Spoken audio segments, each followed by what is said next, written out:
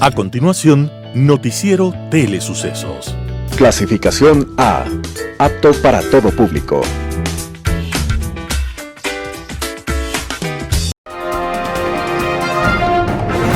Aquí en Sucesos, un día como hoy.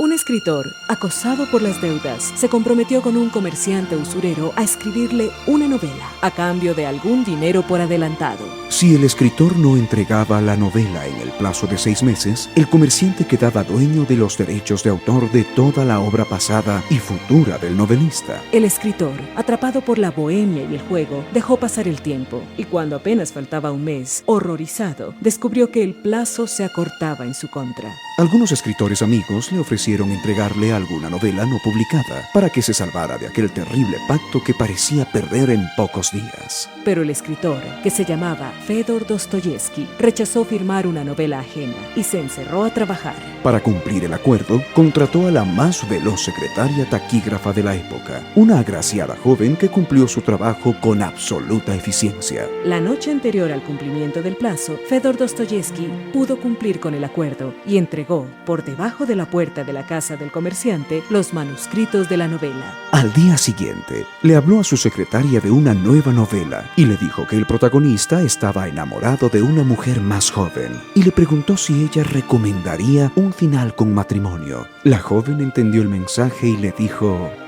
Yo le respondo que sí me caso con usted. Y se casaron. Dostoyevsky, el escritor que penetró en las profundidades del alma humana, con sus más estremecedores conflictos, estaba naciendo un día como hoy, 11 de noviembre de 1821. Y desde entonces, sus lectores tenemos más luces para leer las sombras del alma humana. Aquí en Sucesos, un día como hoy.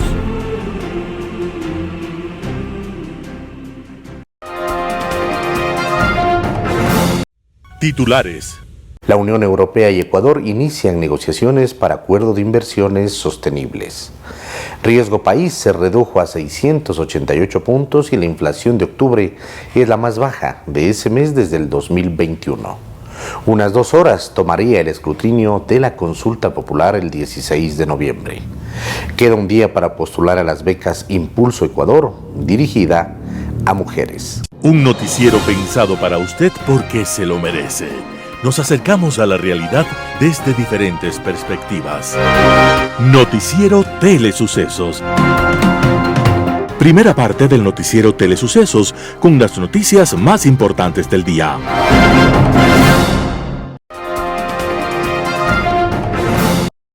¿Qué tal, amigos? Bienvenidos a una nueva edición más del noticiero Telesucesos. Sean ustedes bienvenidos. La Unión Europea y Ecuador inician negociaciones para acuerdo de inversiones sostenibles. La Unión Europea y Ecuador comenzarán este lunes 10 de noviembre del 2025 las negociaciones para establecer un acuerdo que facilitará la inversión sostenible, informó la Comisión Europea.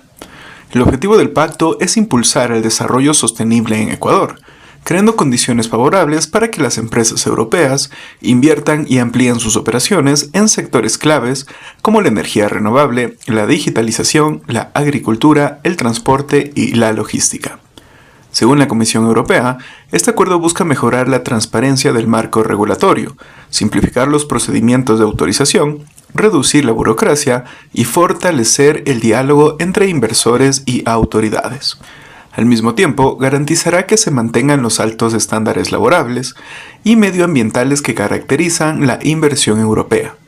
El Ejecutivo Comunitario añadió que estas negociaciones forman parte del esfuerzo más amplio que la Unión Europea está realizando con vínculos en Latinoamérica y promoviendo su estrategia Global Gateway, destinada a fortalecer inversiones sostenibles en infraestructura, energía y conectividad en Iberoamérica, África y Asia.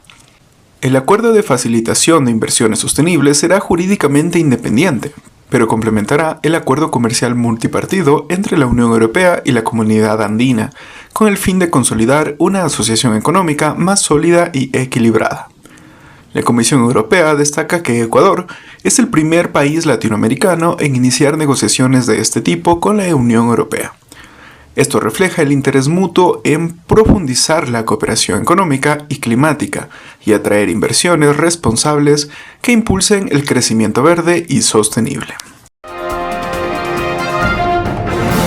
Riesgo País se redujo a 688 puntos y la inflación de octubre es la más baja de ese mes desde el 2021. El riesgo país bajó 688 puntos, según las últimas cifras compartidas por el Banco Central del Ecuador.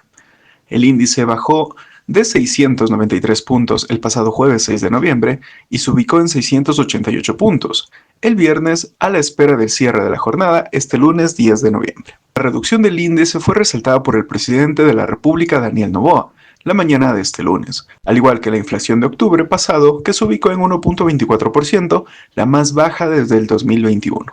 También apuntó el primer mandatario. El riesgo país mide la percepción de los inversionistas respecto a la capacidad de un país para cubrir con sus obligaciones de deuda externa. Una cifra elevada encarece el acceso a créditos internacionales, mientras que una disminución refleja mayor confianza y mejores condiciones para financiar proyectos y operaciones económicas. En noviembre del 2023, cuando el presidente Daniel Noboa empezó su gestión, el riesgo país estaba en 2.016 puntos, es decir, se ha reducido 1.328 puntos en este periodo. Unas 2 horas tomaría el escrutinio de la consulta popular el 16 de noviembre. El escrutinio de la consulta popular y referéndum del próximo 16 de noviembre no tomará más de 2 horas para cada junta receptora del voto. El motivo, según los capacitadores, es que en esta jornada se entregará una sola papeleta con 4 preguntas. Esto reducirá el tiempo de conteo, en comparación con otros procesos en los que el elector recibía 2 o hasta 3 papeletas. El CNE ha informado que para estas votaciones habrá 4.463 recintos habilitados, 4.364 en territorio nacional y 99 en el exterior.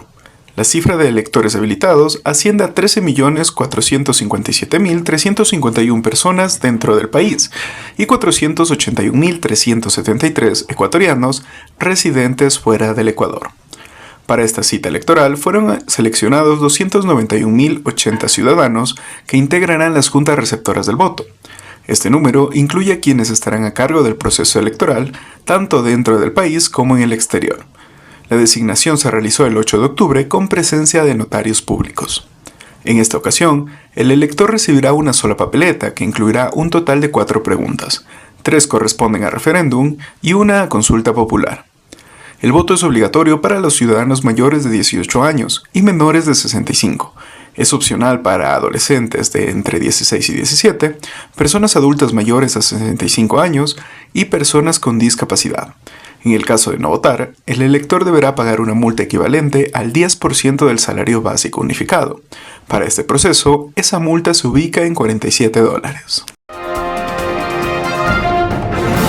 Queda un día para postular a las becas Impulso Ecuador, dirigida a mujeres. Hasta el martes 11 de noviembre del 2025, mujeres entre 18 y 29 años pueden aplicar a una beca para recibir un incentivo económico a través del programa Impulso Ecuador 2025. Las becas Impulso Ecuador están dirigidas a mujeres que están cursando sus estudios de tercer nivel técnico, tecnológico superior o tecnológico superior universitario. Las seleccionadas recibirán una sola vez el monto de $819.77, equivalente a una canasta básica familiar. La beca priorizará grupos objetivos como mujeres víctimas de violencia basada en género, mujeres con condición de discapacidad permanente, mujeres deportistas de alto rendimiento, mujeres ecuatorianas retornadas con condición de vulnerabilidad, mujeres en situación de escasos recursos económicos, mujeres pertenecientes a pueblos y nacionalidades ecuatorianas, mujeres que se autoidentifiquen como pertenecientes a la población LGBTIQ+. Los requisitos son ser mujer, persona natural, en goce de derechos de participación ciudadana en el Ecuador, tener entre 18 y 29 años de edad, ser estudiante de una carrera de tercer nivel dentro de una institución educativa superior técnica o tecnológica pública del país, no contar con un título académico de tercer nivel de formación, no constar como persona beneficiaria incumplida de créditos educativos, no mantener la calidad vigente de persona becaria o beneficiaria de ayuda económica, no haber sido sancionada con la prohibición de postular por desistimiento de una beca, no haber sido sujeta a determinación anticipada por incumplimiento de obligaciones de un contrato de financiamiento de beca o ayuda económica. La adjudicación de las becas será hasta el 19 de noviembre. La cárcel del Encuentro comienza a recibir reclusos bajo fuerte dispositivo de seguridad. El sistema penitenciario del Ecuador ha comenzado la reorganización de reclusos para trasladarlos a la nueva cárcel del Encuentro de Juntas del Pacífico en Santa Elena. Este es el nuevo centro penitenciario de máxima seguridad que el gobierno de Daniel Noboa construyó en una zona sur del país. Este fin de semana, el SNAI, ente encargado de las cárceles, declaró que los incidentes registrados la mañana de este domingo 9 de noviembre en la cárcel de Machala estaban relacionados con la reorganización de reclusos para su traslado a la nueva cárcel de máxima seguridad. La mañana de este lunes 10 de noviembre, un bus trasladaba reclusos desde la cárcel de Machala tras la masacre registrada en este centro. Fueron encontrados muertos 27 reos. La tarde de este domingo, aparentemente, perdieron la vida por asfixia. La cárcel del Encuentro comenzó a construirse con una inversión de $50 millones y está ubicada en una zona agrícola de más de 30 hectáreas. Este centro carcelario cuenta con 5 pabellones, 4 patios, 3 cercos de seguridad y 6 torres de vigilancia de 9.5 metros de altura, con capacidad para alojar entre 800 y 1000 reos. Además de sistemas de inteligencia artificial para el monitoreo y una gestión integral de seguridad que incluye controles de acceso, alarmas y ciberseguridad. Durante estos meses, el ministro del Interior, John Raymer, manifestó que a esta cárcel se trasladará a los reclusos que han sido atrapados como objetivos de alto valor. Desintegración regional. Mucho se habló en los años 60 y 70 del pasado siglo de la necesidad y de la importancia para América Latina de una integración regional que ofreciera, por una parte, un mercado de un tamaño que diera una perspectiva de escala significativa para atraer inversiones y tecnologías que permitieran crecer de manera sostenida, lo que estimularía también a la democracia como mejor alternativa política para la región. No olvidemos que el mundo se hallaba en aquel momento en plena Guerra Fría, en que la mayor preocupación de los Estados Unidos hacia la región era un contagio regional con el virus de la Revolución Cubana que aparecía en aquel momento como una opción que podía ser atractiva para una región donde la inequidad mostraba elevados niveles, constituyéndose en un caldo de cultivo propicio para aventuras semejantes.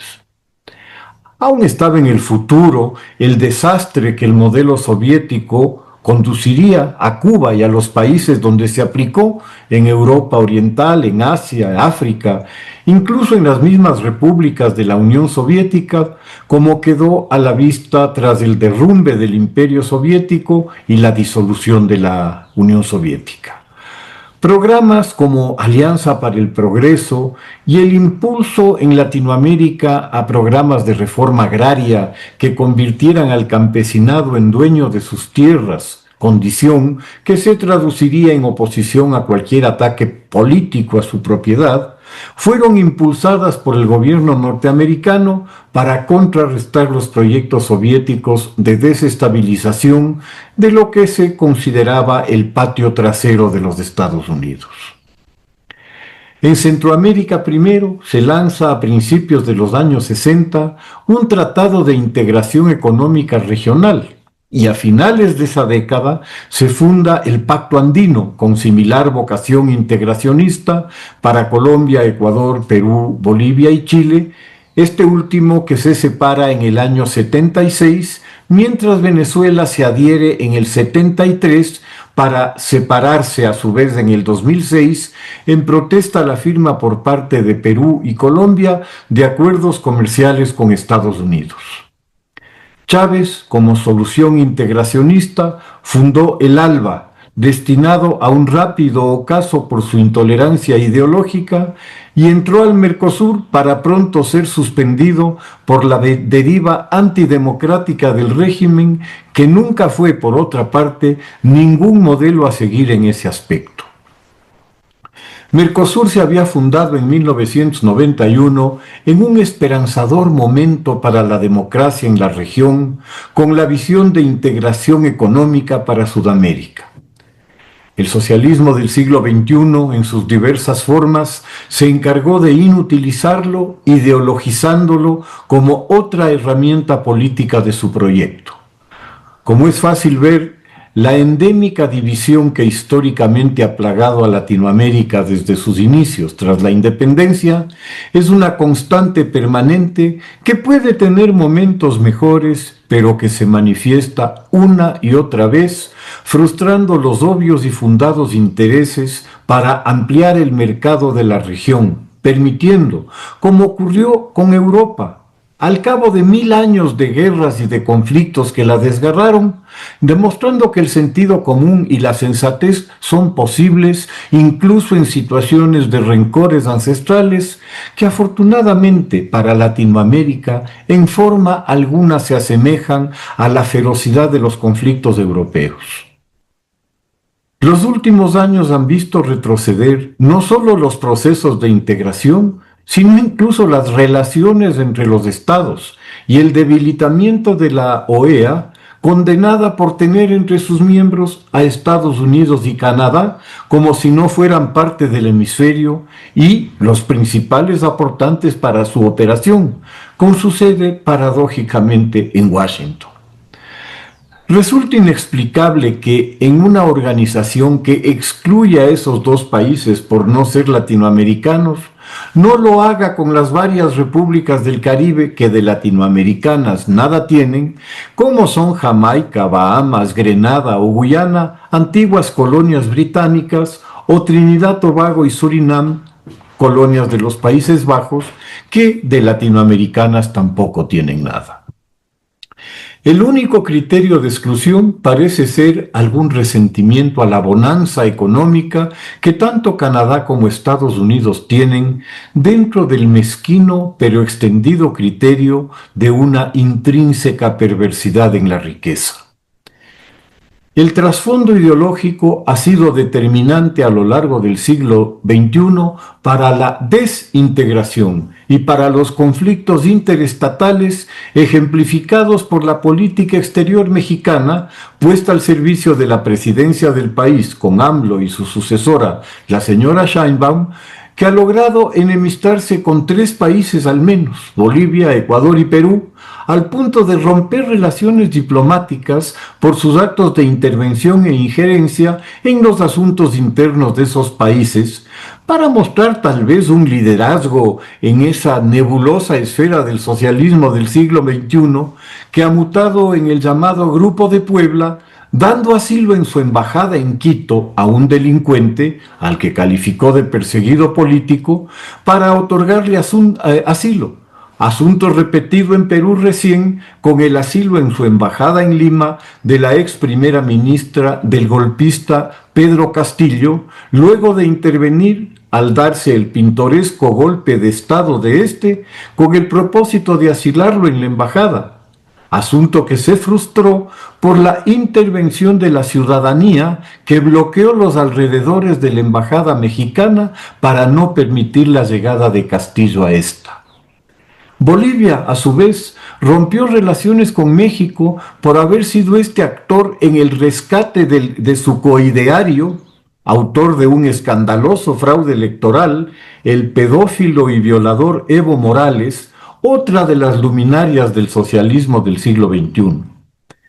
Como las malas prácticas son contagiosas, el presidente de Colombia, en su obsesiva necesidad de figuración y en su intento de asumir el taumatúrgico papel de Chávez, ha generado gratuitas tensiones con 2 de sus socios andinos, Perú y Ecuador, apoyando al golpista Castillo por un lado y desconociendo la contundente victoria electoral de Noboa por otro, exigiendo además la liberación del mismo delincuente, Glass, por el que México se jugó. La desintegración regional se ha manifestado de manera clara estos días con la suspensión de la Cumbre de las Américas en Santo Domingo por las excusas de varios jefes de Estado, así como por la negativa de México y Colombia a asistir si no se invitaba a sus coidearios, los dictadores de Cuba, Nicaragua y Venezuela. Para Sheinbaum y Petro, la Carta Democrática, principio rector de la OEA, que antepone la vigencia democrática sobre otros criterios interesados, resulta indiferente si se la aplica a sus pares ideológicos. Sus posturas con el fraude venezolano no dejan espacio alguno a la duda acerca de su normalización de la tiranía, siempre que sea de su línea, claro. Petro proclamó ya el fracaso de la 10ª cumbre, atribuyéndolo a lo que él, entre todos, denominó odio ideológico: los pájaros contra las escopetas.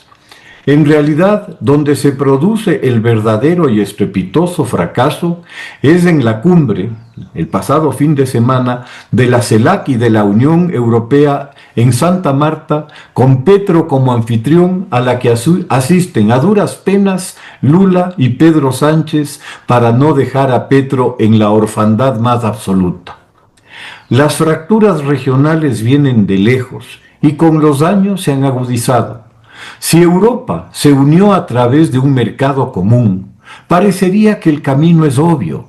La esencial condición de que ese mercado se dé entre democracias que respetan principios básicos del Estado de Derecho debería marcar un norte para el futuro. Persistir en la desintegración únicamente debilita a la región para beneficio de poderes externos como meros peones en el gran juego. Muchas gracias. En el concurso de la Fiscalía, el Consejo de Participación Ciudadana y Control Social descalifica a postulantes a comisión y avanza a etapa final. El Consejo de Participación Ciudadana y Control Social resolvió este lunes, 10 de noviembre de 2025, descalificar a 4 postulantes a la Comisión Ciudadana de Selección del concurso para la designación del nuevo fiscal general del Estado. En sesión extraordinaria, el Pleno del Consejo de Participación Ciudadana y Control Social, presidido por Andrés Fantoni, conoció el informe del equipo técnico del proceso que, tras analizar las impugnaciones ciudadanas y sus contestaciones, recomendó la descalificación de los 4 postulantes.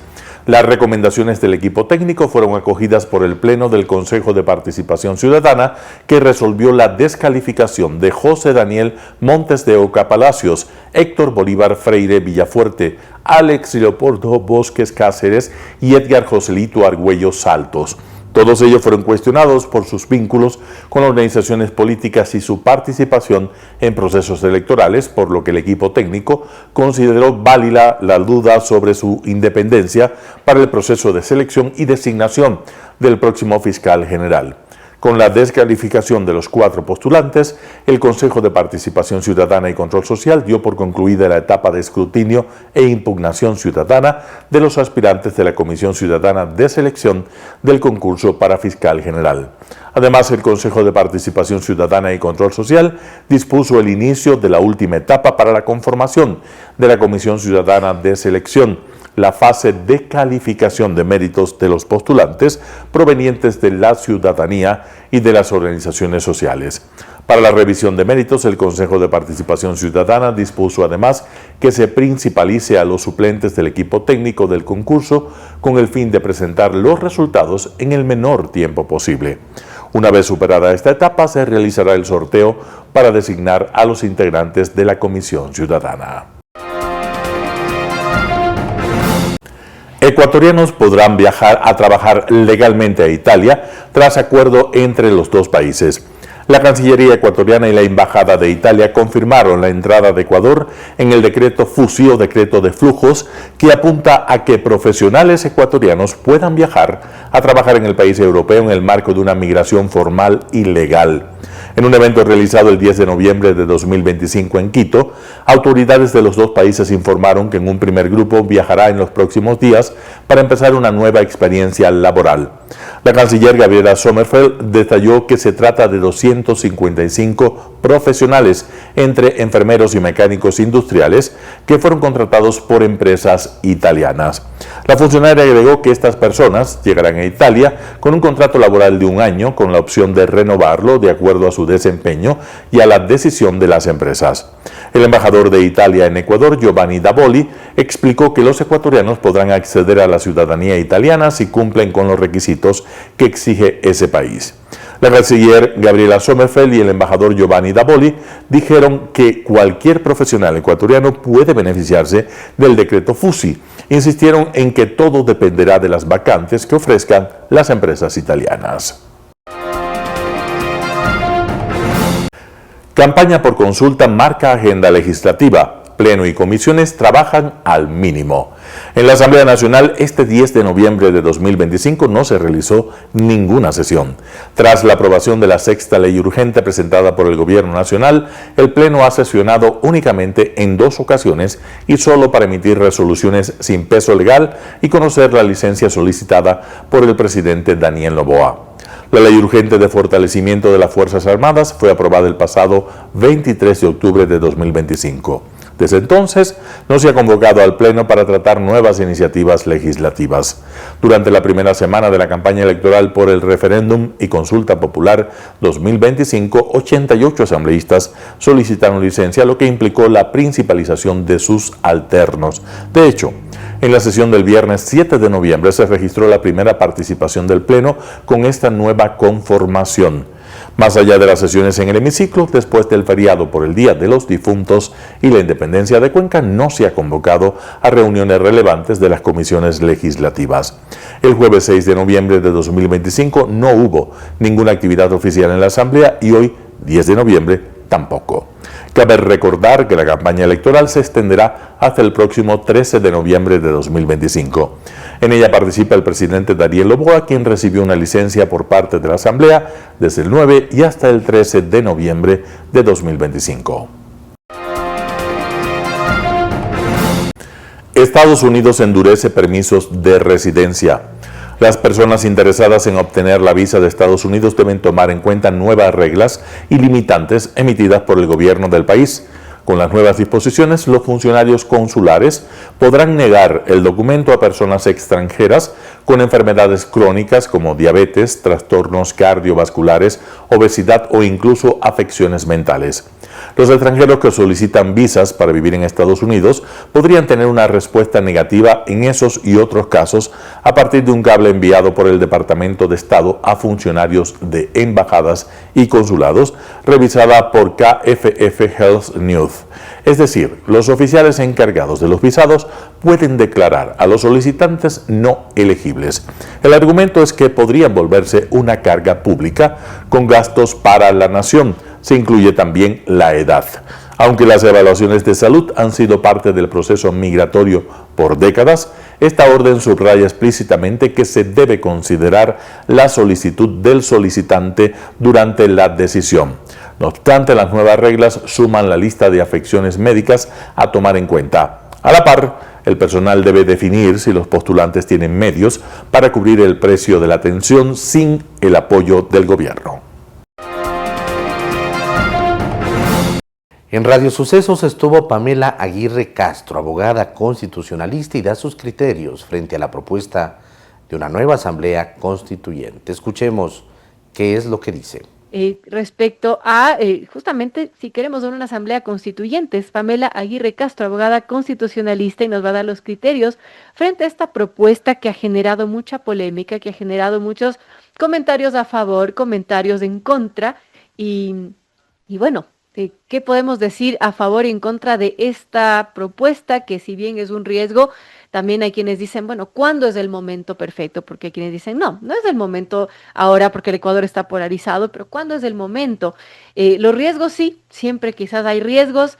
¿Qué nos dice nuestra invitada, en este caso Pamela Aguirre Castro? Bienvenida, Pamela, gracias por acompañarnos. Muy buenos días, Verónica, también a Andrés y a toda la audiencia de Radio Sucesos. A mí me parece que en este proceso pedagógico, que es el que le corresponde a la academia y que por tanto por académica espero que me hayan invitado a este espacio, es precisamente entender qué es un proceso constituyente, de dónde surgen y efectivamente cuáles son los retos, las oportunidades e inclusive cuáles son los temores dentro de este proceso. Nosotros, y esto seguramente ya lo habrán escuchado en muchísimas ocasiones, pero es importante señalar, la Constitución es la norma suprema y esta misma norma suprema es la que establece cómo puede ser cambiada. En el caso ecuatoriano hemos establecido 3 mecanismos de cambio constitucional para los menores: la enmienda, cambios más profundos, reforma parcial y la sustitución de la Constitución, es decir, reemplazarla totalmente, la Asamblea Constituyente. Estos procedimientos están reglados en la propia Constitución. Nuestro constituyente, de los aciertos que tuvo, pues efectivamente determinó que el proceso de asamblea constituyente pasa por varios pronunciamientos del pueblo para ratificar esta norma. Entonces, nosotros en este momento estamos en el primer estadio, es decir, la primera ocasión en la que el pueblo va a ser consultado si quiere o no ir a una asamblea constituyente para que se redacte la Constitución. Y aquí el primer miedo o el primer reto que tiene la constituyente es precisamente cuál va a ser ese rol, cómo va a encajar este órgano dentro del poder político. Y aquí la doctrina, desde Sieyès, Rousseau, determinaban claramente que este poder constituyente tiene amplias posibilidades para redactar la norma, ¿sí? Para redactar la norma. Es decir, no confundir el poder de gobierno, el poder constituido, ejecutivo, legislativo y judicialmente, los 3 poderes clásicos, con el poder de redactar la Constitución. Este es el primer gran punto. En el Ecuador siempre se ha confundido esta idea del poder constituyente como un poder omnímodo que puede borrar y hacer todo. Pues en doctrina, históricamente, siempre se ha separado este rol de la Asamblea Constituyente en tener amplia posibilidad para redactar la Constitución. Y por otro lado, en el dictamen de la Corte Constitucional que habilitó este mecanismo de cambio constitucional, también la Corte, en uso del principio republicano, claramente también determinó que efectivamente este órgano, de llegarse a constituir, va a tener un poder para redactar la Constitución, pero tiene límites. ¿Cuál? Primero, no puede asumir el rol, las competencias de ejecutivo, legislativo, judicial, función de transparencia, control social y función electoral, es decir, no puede utilizar el poder constituido. Y por otro lado, también, de conformidad con la actual doctrina, ha determinado que los límites son los derechos humanos. Entonces, por un lado, ahí está el primer gran reto. Si es que se da la Asamblea Constituyente, pues nosotros vamos a elegir estos constituyentes y estos constituyentes tienen que circunscribirse por más poder constituyente a aquellos límites establecidos ya tanto doctrinariamente como normativamente en el dictamen de la Corte Constitucional. Una vez que esta asamblea se convoque y trabaje, nosotros tenemos ese gran poder, el pueblo ecuatoriano, de aceptar o no esa constitución, es decir, referendar la constitución. Entonces, este segundo momento en el que el pueblo se pronuncia respecto a la constituyente es decir, sobre la nueva constitución, es crucial desde la lógica de, eventualmente, si es que esta redacción de la Constitución no se compadece con las necesidades del pueblo ecuatoriano, pues el pueblo tiene la oportunidad de decir que no. De hecho, pensemos en lo que ocurrió en Chile por 2 ocasiones, 2019 y 2022, cuando se fueron a la redacción de una nueva Constitución y cuando la constituyente fue muy de izquierda y fue muy de derecha, el pueblo prefirió mantener la Constitución, la famosa Constitución de Pinochet. Entonces, ¿qué quiero decir con esto?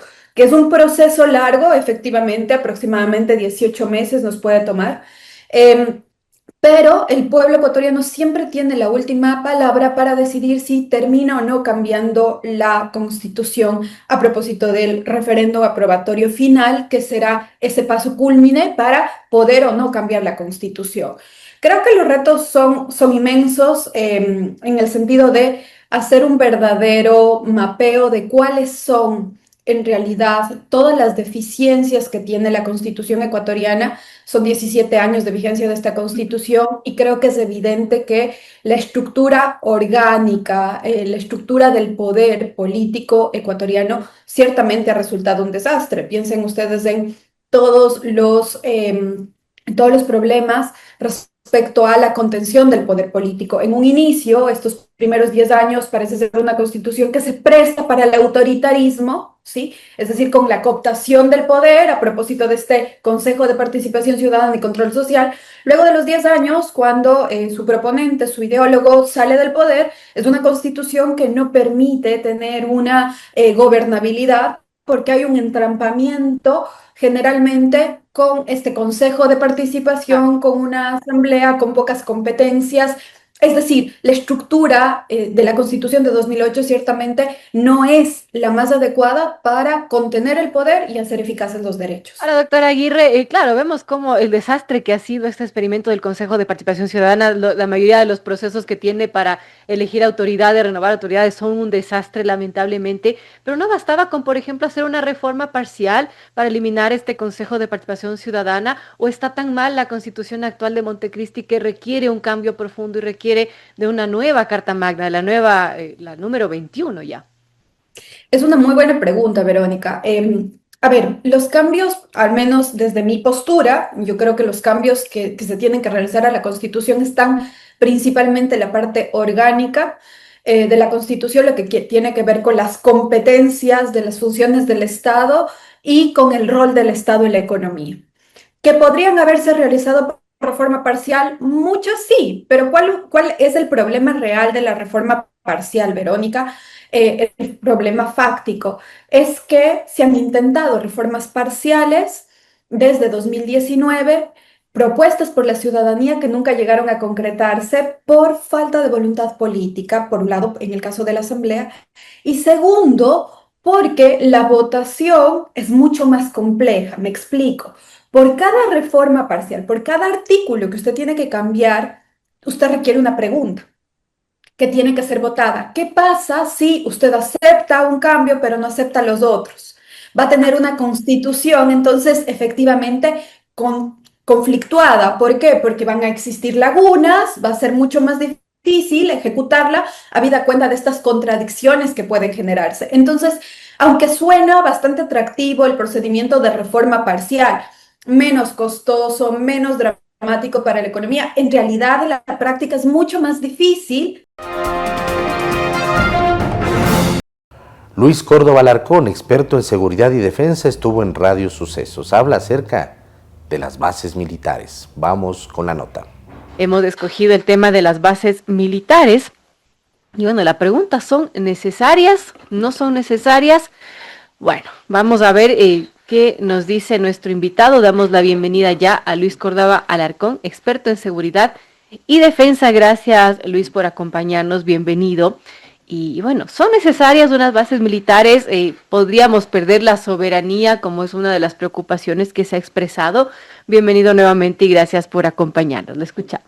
Gracias, muy buenos días. Gracias también por la invitación y un saludo a quienes nos escuchan y nos miran. A ver, yo empezaría diciendo que el argumento que usa el gobierno para justificar la viabilidad de esta pregunta nace en primer lugar hace más de un año atrás. Recordemos cuando previamente en el 2024 propuso la reforma de esta pregunta, se fue a la Asamblea Nacional autorizó, después fue a la Corte Constitucional y la Corte Constitucional entrega nuevamente la pregunta para someterla al referéndum. Por lo tanto, hay una historia que contar de por qué nace esta decisión hace ya más de un año atrás, y no es algo que surgió en las semanas últimas. Entonces, ahí hay una primera cosa fundamental, y es entender que la presencia de cooperación internacional para afrontar el problema de la criminalidad siempre va a ser fundamental. Pero la cooperación internacional significa coordinar políticas entre distintos gobiernos para generar beneficios recíprocos. Tanto ha avanzado el marco jurídico en el Ecuador para desarrollar un marco de cooperación con los propios Estados Unidos de Norteamérica, que nosotros tenemos desde un memorándum de entendimiento firmado entre el Ministerio de Defensa con el Pentágono en julio del 2023, un mes más tarde el Estatuto de las Fuerzas, que es un marco jurídico para que las tropas, personal militar y civil y los contratistas del Pentágono puedan operar libremente en el Ecuador. Esto está ya ratificado. Después, el acuerdo de navegantes que permite a todas las agencias federales del gobierno norteamericano operar en el espacio marítimo ecuatoriano para hacer interdicción de drogas, etcétera. Y por último, el acuerdo que permite la interdicción aérea. Entonces, cuando el gobierno le vende al país la idea de que con las bases extranjeras o con las bases militares extranjeras vamos a mejorar la cooperación con Estados Unidos o con otros países, está realmente diciendo una falacia. Porque ya existe un marco para cooperar y de hecho lo están haciendo. Algunos de los operativos de decomiso de cocaína lo han hecho en cooperación con guardacostas norteamericanos, lo han hecho en cooperación con el FBI, lo han hecho en cooperación con el INL. Entonces, la primera cosa que me parece importante es entender que la cooperación internacional se requiere, sí se requiere. La cooperación internacional existe hoy por hoy en el Ecuador, sí existe. Entonces, no es imprescindible ir a la instalación de oficinas extranjeras para decir que recién vamos a comenzar a cooperación. Claro. Este sería, digamos, un primer punto. El segundo punto que me parece fundamental es entender que estamos en un contexto político ecuatoriano y geopolítico bastante riesgoso para el régimen democrático en primer lugar y para la integridad territorial, jurisdiccional del propio país. ¿Por qué me refiero a esto? Porque no es un invento cuando se habla de que hay un interés expreso del gobierno de Daniel Noboa y del Comando Sur, que pertenece al Pentágono, para instalar o acceder con sus navíos militares, con sus buques de guerra y con sus aeronaves y drones a el espacio jurisdiccional de las Galápagos. ¿Por qué decimos esto? Porque recordemos que en diciembre del 2024, el propio Ministerio de Defensa del Ecuador le envía al gobierno provincial de Galápagos un plan de seguridad integral insular, se denomina, solicitándole la autorización para que puedan ingresar buques de guerra, etcétera, etcétera, etcétera. Eso el Consejo Provincial de Galápagos lo aprueba, lo autoriza en diciembre del 2024. Por eso es que el presidente, en las primeras intervenciones sobre esta pregunta, se le va la idea de que sí estamos pensando en una base en la isla de Baltra, que es la tradicional en donde tuvieron presencia en la Segunda Guerra Mundial. Que después se haya retractado no significa que no exista un interés real sobre esto, porque en este memorándum de entendimiento que suscribió el Ministerio de Defensa con el Pentágono, que son 188 objetivos a cumplirse hasta el 2030, ¿no? Ahí hay uno de esos objetivos precisamente es tener acceso, control a las Galápagos. ¿Por qué le interesa al Pentágono esto? Porque evidentemente desde las Galápagos puede tener un área de predominio marítimo ante una eventual hipótesis de conflicto con China, que todos hemos visto, hay una pugnacidad. Ahora, también mucho se dice que donde las Galápagos se trafica, por ejemplo, van los buques, botes y se abastecen de combustible, por ejemplo. Sí, sin duda. De hecho, los mapas de narcotráfico mencionan que a través o en torno al espacio marítimo de las Galápagos fluyen grandes rutas de narcotráfico que llegan hasta Centroamérica, hasta Norteamérica, etcétera, etcétera. Es decir, no es que no exista ahí flujos ilícitos de todo tipo. Claro. El problema fundamental es entender cuáles son las prioridades que como país deberíamos poner sobre la mesa cuando estamos hablando de un ecosistema absolutamente frágil. No es lo mismo poner incluso una base militar y permitir que entre un buque a Salinas que permitir que entre un buque a una de las islas del archipiélago. O sea, si todavía en el Ecuador no entendemos el impacto que está generando el cambio climático, la degradación ambiental rápida y veloz que estamos sufriendo en el mundo, pero también en el Ecuador, o sea, no estaríamos dimensionando adecuadamente este riesgo que está sobre la mesa. Quiero cerrar diciendo otra cosa que me parece fundamental, porque estas últimas semanas se ha creado otro mito en torno a las bases extranjeras, con el famoso Homeland Security Department. Preguntar sobre eso. Exacto, porque el gobierno ha traído a la secretaria del Departamento de Seguridad Nacional, que es el equivalente al Ministerio del Interior en el Ecuador. Es decir, el Homeland Security en primer lugar no maneja militares. Solo maneja personal. La pregunta dice claramente, ¿está usted de acuerdo que se elimine la prohibición de establecer bases militares extranjeras o instalaciones extranjeras con propósitos militares? Exactamente, o sea, aquí yo digo, por eso es un mito, porque el gobierno dice, no, ya estamos hablando y Homeland Security quiere instalar algunas bases aquí en el Ecuador. Entonces, lo primero que hay que aclararle a la población es, Homeland Security no puede instaurar bases militares, porque ese es un Ministerio del Interior, maneja lo más militar militar o lo más parecido a los militares son las guardacostas, pero son civiles. Homeland Security trabaja con oficinas y agencias que se dedican al decomiso de drogas, sí, a la interdicción de tráfico de estupefacientes, pero fundamentalmente ahorita, ¿cuál es el interés principal del Homeland Security? ¿En qué está el gobierno de Trump? Migración. En migración, pues. Entonces, si algún interés tiene el Homeland Security, es poner oficinas en el Ecuador para contener la migración ilegal que según Estados Unidos existe o existirá.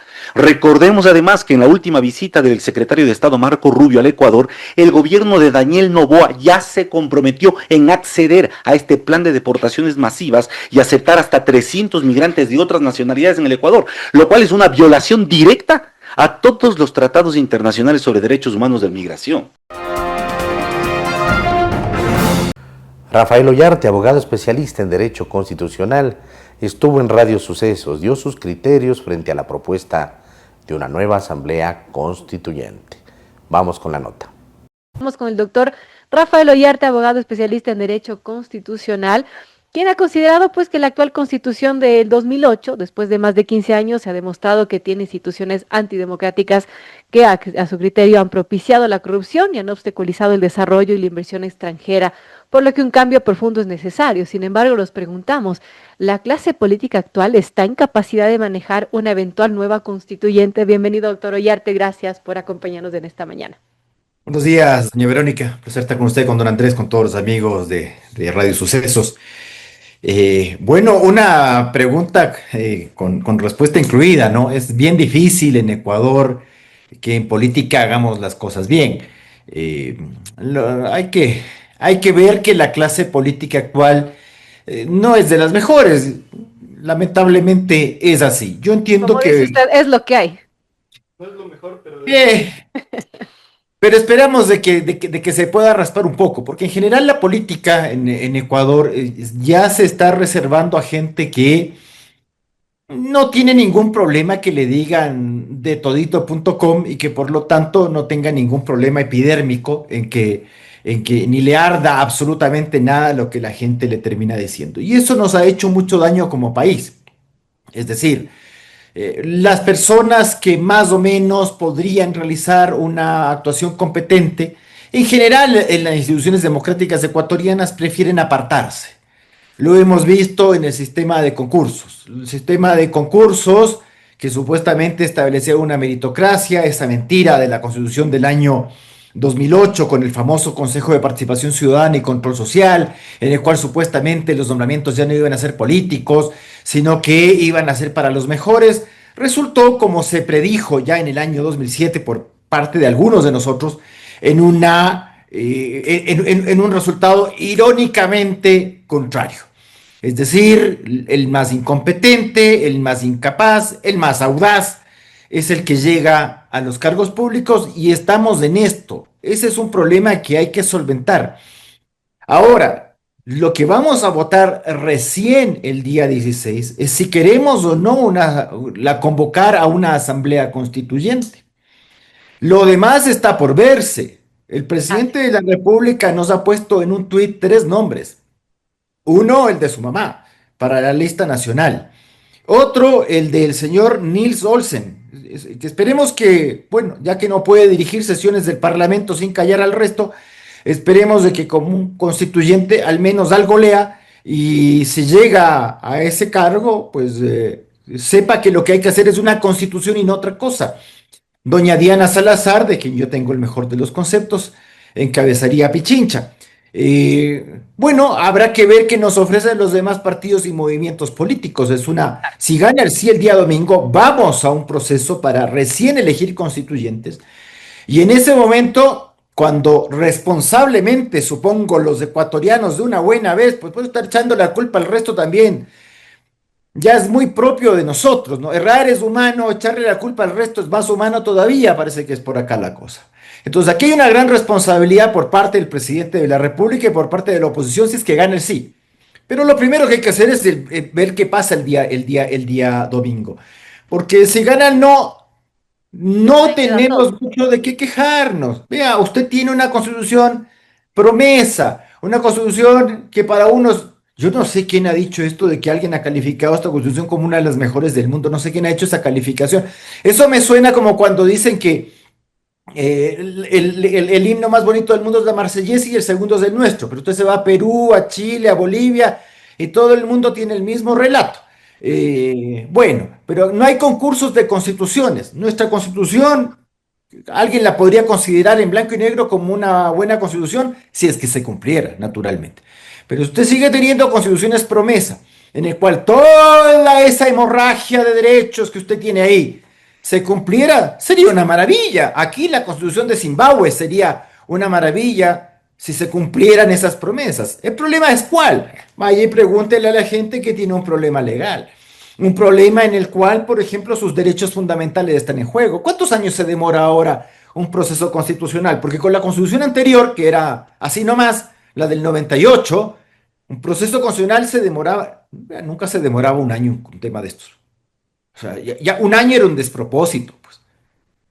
La cosa era meses. Una acción de inconstitucionalidad duraba meses.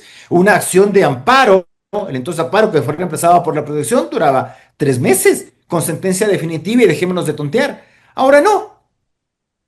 Los casos de protección duran en primera y segunda instancia más de un año, año y medio. Luego se va a la corte, ahí se duerme, 3, 4, 5 años, no se cumple. Depende del caso, además, ¿no? Y dejémonos de tontorronear ya con ese tema de decir que la constitución ecuatoriana es una gran constitución en materia de derechos. Sí, para prometer derechos es buenísima, pero para hacerlos cumplir, además una constitución con contradicciones que son ya, vea, es cosa de abrir el texto. En el ejercicio de profesión ha podido ver esas falencias de la constitución actual. ¿Qué cambiaría y qué le pondría en una nueva? A ver, primero, yo lo que le voy a decir es absolutamente técnico. Yo no le voy a decir que hay que seguir ofreciéndole derechos a la gente, que es lo que le encantan, que te digan que tienes derecho a esto, aquello y al de más allá, y cuando quieres ejercerlos no puedes. Así nomás. Porque aquí, por ejemplo, se ha armado todo un debate respecto de los derechos de los presos como grupos vulnerables. Bueno, yo le comento que las personas de la tercera edad también son grupos vulnerables. Vaya a ver cómo les va con sus casos en la Corte Constitucional. Vaya a ver a esa gente que aportó para su previsión adicional. ¿Qué pasa con toda esa gente que aportó y que metió dinero para tener una mejor previsión y les retiraron eso y no les devolvieron los aportes? Y vaya a decirle a la Corte Constitucional que le devuelvan los aportes. Son viejos, ya no sirven. Está muy bonito esa cosa en la letra de la Constitución de que la tercera, porque además como usamos eufemismos, a los ancianos ya no les decimos ancianos, les decimos tercera edad, ya, pero es grupo vulnerable. Grupo vulnerable en la letra de la Constitución. En la realidad de las cosas no es así. Hablamos de que la salud de calidad y calidez. ¿Y de qué te sirve poner eso en la Constitución cuando no hay medicinas en los hospitales? Y como a nosotros nos encanta hablar del seguro social, vaya a ver cómo es el tema en el seguro social. Entonces, o hacemos las cosas bien o nos seguimos quedando con promesas huecas. Eso queremos de constitución.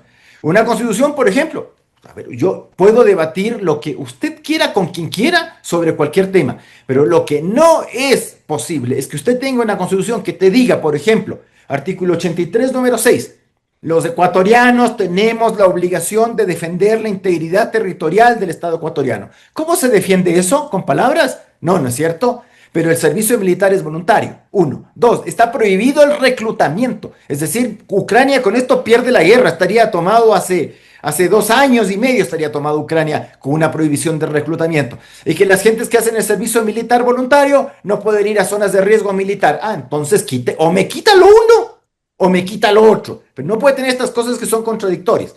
No puede ser que usted tenga un artículo 160 que le diga que no hay justicia militar y un artículo 188 que le dice que sí hay justicia militar.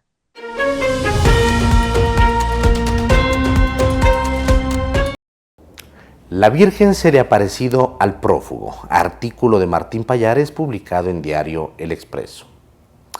Desde que salió del país para huir de la justicia, Rafael Correa no ha tenido otro propósito en su gris y patética actividad política que conseguir la impunidad y volver al país para retomar el poder y no cometer nunca más el error, así lo ha dicho, de soltarlo. Para conseguir eso ha intentado de todo y nada le ha salido bien. participó activa y entusiastamente en el intento de golpe de Estado en contra de Lenín Moreno durante la movilización indígena del 2019 y ahí apareció en un video grabado desde Venezuela llamando a las Fuerzas Armadas a desobedecer al poder civil, pero fracasó porque nadie le hizo caso. Ha hecho todo para apoderarse de la Corte Nacional de Justicia, lo que incluye el trabajo coordinado con el delincuente Wilman Terán para amañar un concurso de jueces para ese organismo. Tampoco le salió.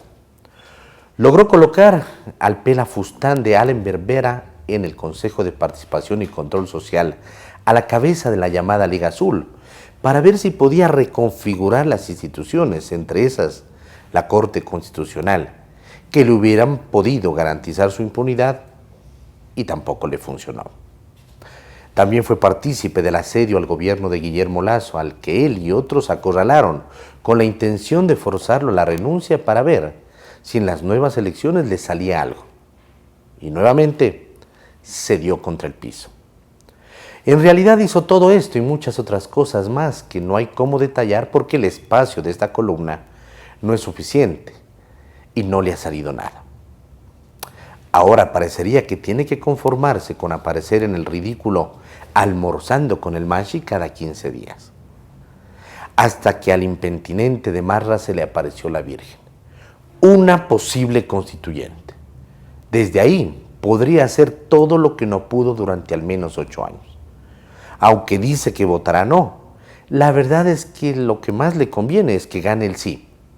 Por eso quizás explique su falta de entusiasmo en promover el no, cosa que es tan extraña en su caso que es imposible no pensar que en verdad está orando para que haya una constituyente. En la mente de este sujeto debe retumbar la idea de que si logra tener una cantidad suficiente de constituyentes para bloquear las propuestas del novoísmo, él podría condicionar sus votos a cambio de todas aquellas maravillas por las que tanto luchó desde su refugio belga: impunidad y reelección indefinida. Por ejemplo, artículo de Martín Pallares publicado en diario El Expreso.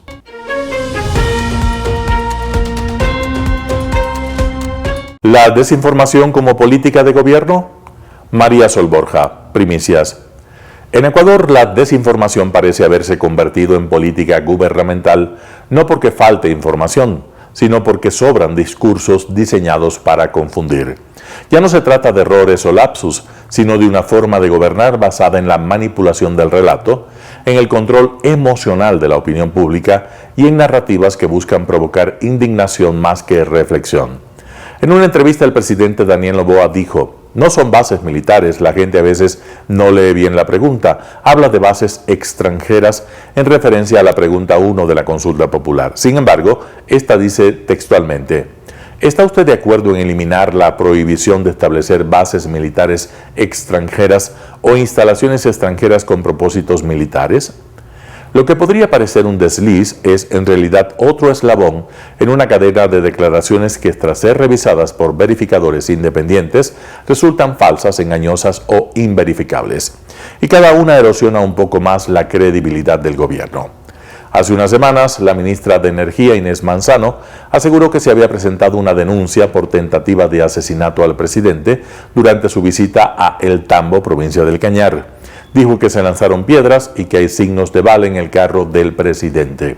Todo fue desmentido poco después por medios nacionales e internacionales, incluido BBC Verify. Incluso el parte policial señalaba que no aplica indicios balísticos, pero ya era tarde. La versión del supuesto atentado se viralizó, amplificada por algunos medios y varias cuentas de redes, cuya tarea es amplificar la versión del oficialismo, generando incluso que mandatarios extranjeros se solidarizaran con Noboa por un ataque inexistente. Sería ingenuo pensar que Manzano cometió un error o que sus declaraciones no fueron minuciosamente calculadas. La consistencia con que el oficialismo ha difundido mensajes imprecisos o falsos revela una estrategia deliberada para instalar narrativas que le son útiles, aun cuando éstas no correspondan a la realidad. Y para ello sobran voceros. Ariana Tanca dijo que una decisión judicial deja con menos herramientas para proteger mujeres, niñas y familias de la violencia. La ministra del Trabajo, Ivonne Núñez, afirmó que Ecuador es el único país que paga 13º y 14º. El ministro del Interior, John Reinberg, aseguró que no hubo heridos en las protestas del 12 de octubre. Y la ex jefa del bloque oficialista, Valentina Centeno, sostuvo que el crimen organizado mueve 30.000 millones de dólares al año. Todas declaraciones falsas o sin sustento. Y en esa reiteración radica el problema. Cuando la mentira se vuelve rutina, deja de ser error o tropezón para convertirse en método. El poder ya no busca convencer, sino confundir. Inunda el debate con medias verdades, apuesta al desgaste ciudadano y confía en que la saturación del público termine en indiferencia. Lo más inquietante es que esta práctica no solo desinforma, sino que adormece, construyendo relatos fáciles de digerir con enemigos imaginarios y amenazas sobredimensionadas.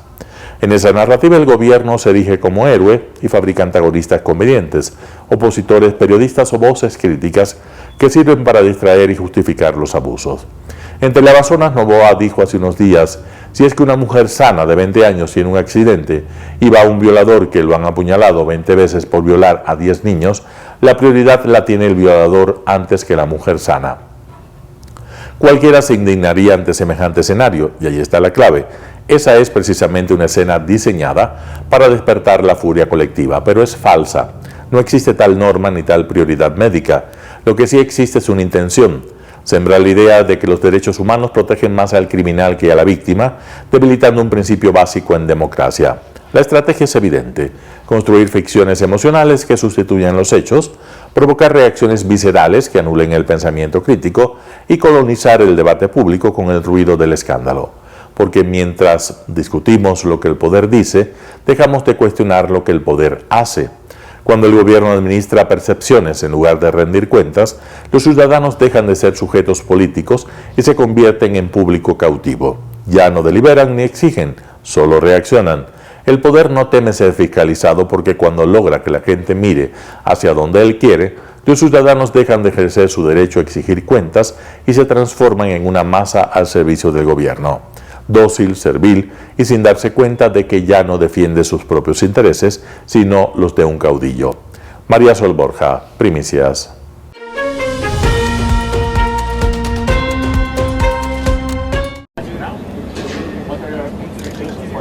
Con el inicio de la cumbre de la ONU sobre el clima en Brasil, ha quedado claro que nunca ha habido tanto en juego. La cumbre de este año, que se celebra a las puertas de la selva amazónica, se centrará en los pueblos indígenas y en la gestión de la tierra para hacer frente al cambio climático. Más de 3.000 delegados indígenas participarán este mes como miembros de la sociedad civil y como negociadores.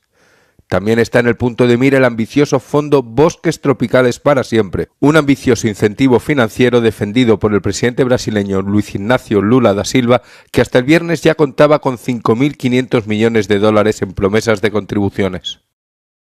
Since 2015, when we signed the Paris Agreement, when, science was clear, even the world of policy was clear that we needed to bend the global curve of emissions no later than 2020. To cut emissions by half by 2030 and to be on this, very decisive and clear pathway towards a net zero global economy by 2050. And now we're 5 years into this decisive decade and emissions continue rising. Una ausencia notable este año es la de Estados Unidos, que no enviará representantes de alto nivel a la cumbre. El presidente estadounidense Donald Trump, que ha calificado el cambio climático de engaño, retiró a Estados Unidos de los acuerdos climáticos de París el mismo día en que asumió el cargo. El histórico Acuerdo de París se firmó hace 10 años con el objetivo de limitar el calentamiento global a 1,5 grados centígrados. Y aunque el mundo ha hecho progresos, muchos científicos dicen ahora que es poco probable que los países se mantengan por debajo de ese umbral.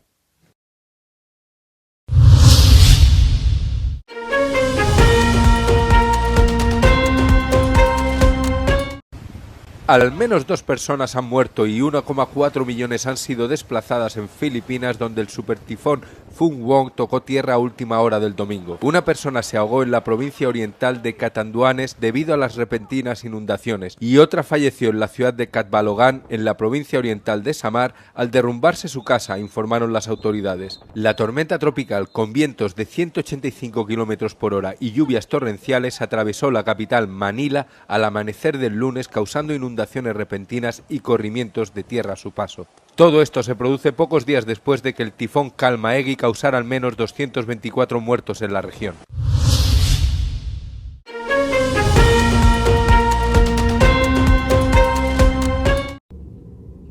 El Senado de Estados Unidos dio el primer paso para poner fin al cierre del gobierno más largo de la historia después de que un grupo de demócratas moderados se mostrara dispuesto a seguir adelante con un acuerdo para financiar los gastos del Estado.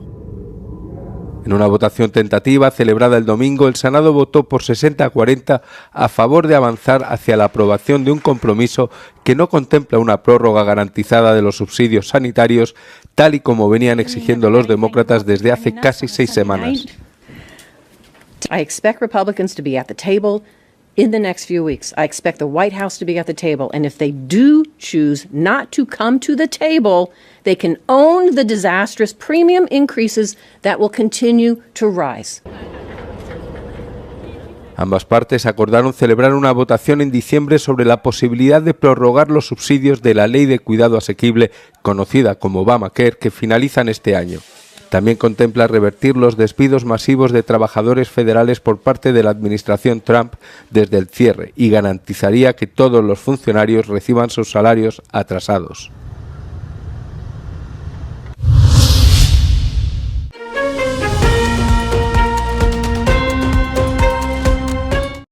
En la noche del viernes al sábado, Rusia lanzó un nuevo ataque masivo contra Ucrania.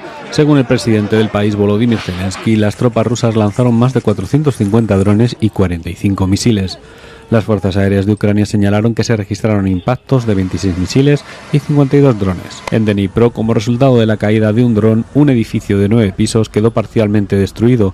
2 mujeres murieron y más de 10 personas resultaron heridas, informó el jefe de la región, Vladislav Gaibanenko. También se han registrado impactos en las regiones de Poltava, Odessa y Kharkov.